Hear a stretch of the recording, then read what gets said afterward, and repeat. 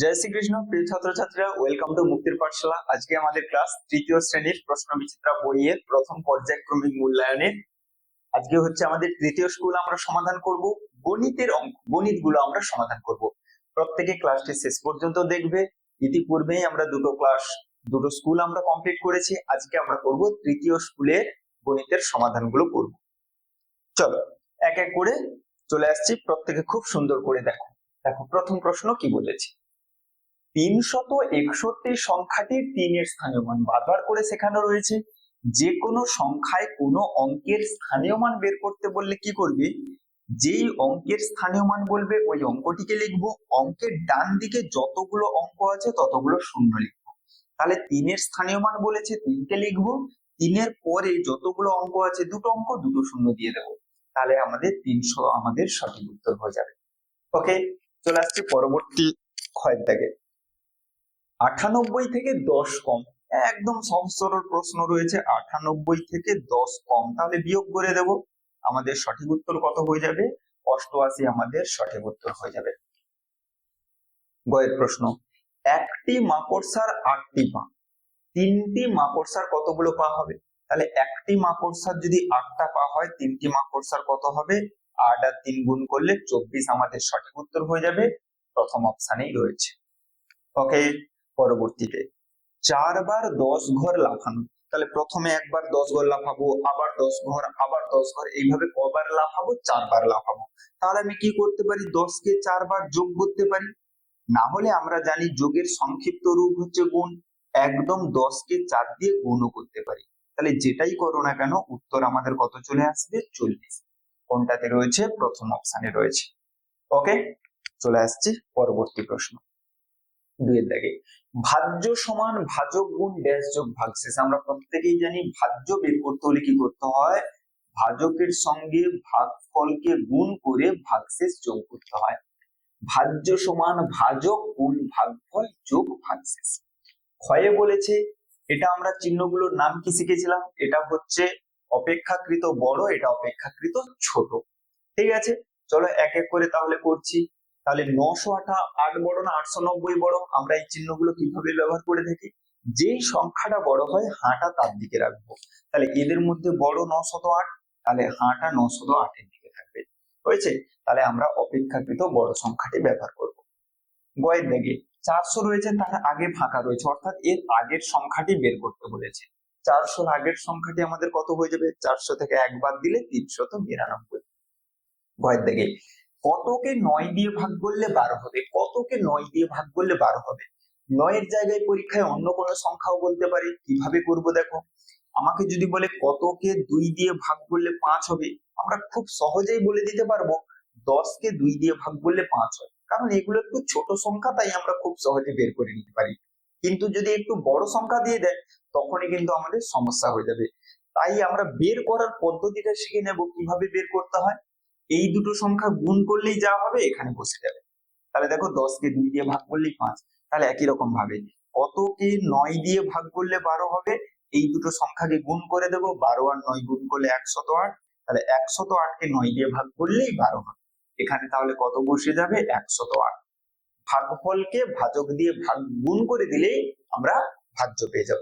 এই যে দেখো, ভাজ্য বের করতে হলে ভাজক আর ভাগফলকে গুণ করতে হয়। এখানে যেহেতু ভাগশেষ কিছু নেই, তাহলে ভাগশেষের জায়গায় শূন্য বসাবো। এই হচ্ছে 2-এর দাগ।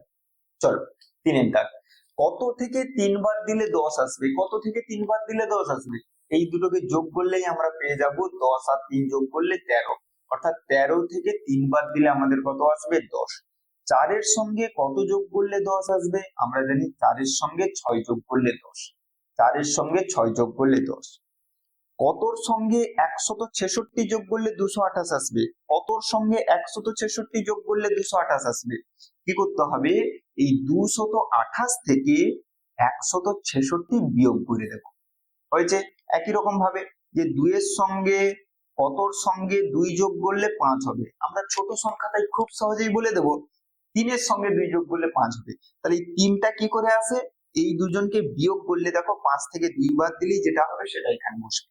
এখানে একই রকম ভাবে কতর সঙ্গে 166 যোগ করলে 228 হবে? আমরা 228 থেকে 166 কে বাদ দেব। 8 থেকে 6 বাদ দিলে 2, 12 থেকে 6 বাদ দিলে 6। তাহলে এখানে আমাদের কত বসে যাবে? 62, 62 আমাদের সঠিক উত্তর হয়ে যাবে। প্রত্যেকের কোথাও কি কিছু ডাউট থাকলে প্রত্যেকেই কমেন্টে জানিয়ে যাবে, ঠিক আছে? আর কোনো জিজ্ঞাসা থাকলে, কোনো কিছু থাকলে অবশ্যই কমেন্টে জানাবে। চলো এখানে চলে আসো। বিয়োগ একটা রয়েছে, তাহলে বিয়োগ 0 থেকে তো 5 বাদ যায় না, তাহলে আমরা ধার নেব, এখান থেকে ধার নেব। তাহলে এও তো 0, তাহলে কি করব? এখান থেকে ধার নেব। তাহলে 9 থেকে যখন ধার নিলাম, এখানে কত পড়ে থাকলো? 8। এখানে 1 ধার নিলাম, তাহলে এখানে কত হলো? 10। আবার এই 10 থেকে এখানে 1 বের করে নেব, তাহলে 10 থেকে যদি 1 বার করে নিই এখানে, তাহলে এখন কত হবে? 9। এবারে বাদ দাও, এখানে এখন 10 হয়েছে, 10 থেকে 5 বাদ দিলে 5। এখানে এখন কত আছে? এখানে এখন আমাদের আছে 9, 9 থেকে 5 বাদ দিলে 4। এখানে কত আছে? 8, 8 থেকে 5 বাদ দিলে 3। তাহলে বিয়োগফল আমাদের কত হয়ে যাবে? 345 আমাদের সঠিক উত্তর হয়ে যাবে। এখানে আমি কেটে দিয়েছি, এখানে তুমি 10টা রাখবে, আমি বোঝানোর জন্য 10 কেটে দিলাম, কিন্তু এখানে ঘর দিয়েছে মানে এই ঘরের সংখ্যাগুলো তোমাকে এখানে লিখতে হবে। এখানে 8, এখানে 10, এখানে 9, এখানে 10 হয়েছে। আচ্ছা, কার দিয়ে সংখ্যা গঠন? তাহলে দুটো 10 রয়েছে মানে আমরা কত? 20। তিনটে 1 রয়েছে মানে হচ্ছে 3। 20 আর 3 যোগ করলে আমাদের কত হয়ে যাবে? 23।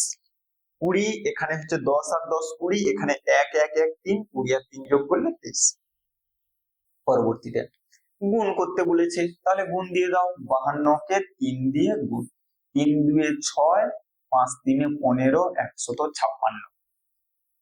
ক্ষয়ের দাগে মিহির বাজারে গিয়ে 160 টাকার চাল, 35 টাকার চিনি ও 8 টাকার নুন কিনেছে, সে মোট কত টাকার জিনিস কিনেছে? তাহলে এইগুলোকে আমরা যোগ করব, 160, 35 এবং হচ্ছে 8। তাহলে যোগ করলে 8 5 13, 3 হাতে 1, 6 3 9 1 10 0 হাতে 1, 203 দিয়ে এইরকম শেষে ভাষা লিখবো। অতএব সে মোট 203 টাকার জিনিস কিনেছে, ভাষাটা শেষে লিখে দিতে হবে, তাহলেই সম্পূর্ণ। এটা ক নাম্বার? 2 নাম্বারের অঙ্ক, ঠিক আছে? তাহলে যোগ করে শেষে ভাষা লিখবো। আরেকবার দেখে নি, 5 8 5 13 3 হাতে 1 6 3 9 1, ঠিক আছে। গয়ের দাগে একটি গাছে 12টি টগর ফুল ফুটেছে, প্রতি গাছে সমসংখ্যক ফুল ফুটে থাকলে এইরকম 3টি গাছে কটা ফুল আছে? তাহলে মোট প্রত্যেকটা গাছে কতগুলো করে ফুল আছে? দেখো, প্রতিটা গাছে একটা একটা গাছে 12টা করে ফুল ফুটেছে। এইরকম কতগুলো গাছ আছে? 3টে গাছ। তাহলে 12 কে 3 দিয়ে গুণ করলে আমরা পেয়ে যাব। তাহলে এইরকম 3টি গাছে কতগুলো ফুল ফুটবে? 36টি আমাদের সঠিক উত্তর হয়ে যাবে। নেক্সট, একটি গ্রামের প্রত্যেক পরিবারকে 2 কিগ্রা চাল দেওয়া হয়, মোট 300 কিগ্রা চাল পাঠানো হলে মোট কত পরিবার চাল পাবে? তাহলে মোট কত কিগ্রা চাল আছে? 300 কিগ্রা চাল আছে। প্রত্যেক পরিবারকে ক কিগ্রা করে চাল দেব? 2 কিগ্রা করে চাল দেব। তাহলে মোট কতগুলো পরিবার পাবে? ভাগ করে দেব। তাহলে তোমরা এরকম ডান দিকে ভাগ করে নেবে, 300 কে 2 দিয়ে, 2 একে 2, 1 নামলো 0, 2 5 10, 0, 2 0 0 হয়েছে। তাহলে আমাদের ভাগফল আমাদের কত এলো? 150। এবারে তুমি সুন্দর করে ভাষা লিখবে যেটা জানতে চেয়েছে। অতএব মোট 150টি পরিবার চাল পাবে। শেষের ভাষাটা কিন্তু লিখতে হবে। কোন দাগে যোগ করতে বলেছে, 6 9 7 2, 9 2 11 1 হাতে 1, 8 আর 6 আমাদের কত হয়ে যাবে? 141 আমাদের অ্যান্সার হয়ে যাবে।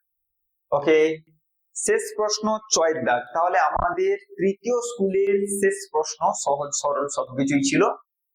ছবি দেখে সংখ্যায় লেখো এবং কথায় লেখো। এখানে দেখো 3টা অঙ্ক রয়েছে, এই 3টা অঙ্ক দিয়ে আমরা মোট 6টা সংখ্যা তৈরি করতে পারি। এই 3টা অঙ্ক দিয়ে 3 অঙ্কের 6টা সংখ্যা তৈরি করতে পারি। তাই এখানে সেই সংখ্যাগুলোকে লিখতে বলেছে এবং তাদের নাম লিখতে বলেছে। তাহলে আমি এখানে লিখে দিলাম 234, আবার এখানে লিখে দিলাম 243, আবার এখানে লিখে দিলাম 342, আবার এখানে লিখে দিলাম 324। আরো দুটো সংখ্যা পাওয়া যাবে, কি? একটা পাওয়া যাবে 432 আর একটা পাওয়া যাবে 430। কিন্তু যেহেতু আমাদের এখানে 4টে ঘর আছে, তাই 4টাই সংখ্যা বসবে। চলো এবারে এই সংখ্যাগুলোকে লিখতে বলেছে এবং তাদেরকে কথায় লিখতে হবে। আমি পুরো এগুলোকে দিয়ে যে 6টা সংখ্যা তৈরি করা যায় সেই 6টাকেই পুরো কথায় লিখে দিচ্ছি, 6টাকেই পুরো কথায় লিখে দিচ্ছি। 2 3 4 আলাদা স্লাইডে চলে আসি। 2, 3 এবং 4। দেখো তাহলে প্রথমে কত পাবো? 234। এটাকে আমরা কিভাবে লিখবো? 234 হয়েছে। তারপরে চলে আসবো 243। 243 হয়েছে। তারপরে চলে আসবো 3 দিলে 3, 2, 4, আমরা কি লিখবো? 324। তারপরে আমরা কি লিখতে পারি? 3, 4, 2, এটাকে আমরা কি লিখতে পারি? 342 হয়েছে। তাহলে ওখানে 4টা ঘর ছিল, আমরা কিন্তু এই 4টা বসিয়ে দিলেই আমাদের হয়ে যেত। ঠিক আছে, আমাদের আরো যে দুটো পাবো সে দুটো আমরা সুন্দর করে লিখে দিচ্ছি। আরো কি কি পাবো? 423 একটা পাবো, 423। আর একটা সংখ্যা পাবো 432, এটাকে আমরা কি লিখতে পারি? 432। এই হচ্ছে মোট 6টা সংখ্যা পাবো। তাহলে এদের মধ্যে এখানে 4টা ঘর ছিল, তুমি তোমার মতো 4টা সংখ্যা বসাবে, দিয়ে তাদেরকে নাম লিখবে। এই আমি এখানে সুন্দর করে লিখে দিয়েছি, প্রত্যেক পুরো 6টাই লিখে দিয়েছি। তাহলে এই হচ্ছে আমাদের তৃতীয় শ্রেণীর প্রথম পর্যায়ক্রমিক মূল্যায়নের তৃতীয় স্কুল। 11টা 12টা মতো স্কুল রয়েছে, প্রত্যেকটাই আমরা সমাধান করাবো। স্কুলের পরীক্ষাগুলোতে সম্পূর্ণ নম্বর পাওয়ার জন্য কিন্তু প্রশ্নবিচিত্রা একটা খুব গুরুত্বপূর্ণ বই। এই বইয়ের প্রত্যেকটা গণিত তোমার যদি হয়ে থাকে না, স্কুলের পরীক্ষাতে পুরো নাম্বার পাওয়া তোমার কেউ আটকাতে পারবে না, কেউ না। প্রত্যেকটা গণিত এবং সেই গণিত সম্পর্কিত কনসেপ্ট যদি তোমার ক্লিয়ার থাকে। চলো আজকে তাহলে এই ক্লাস এখানেই শেষ করছি, দেখা হচ্ছে আগামী ক্লাসে।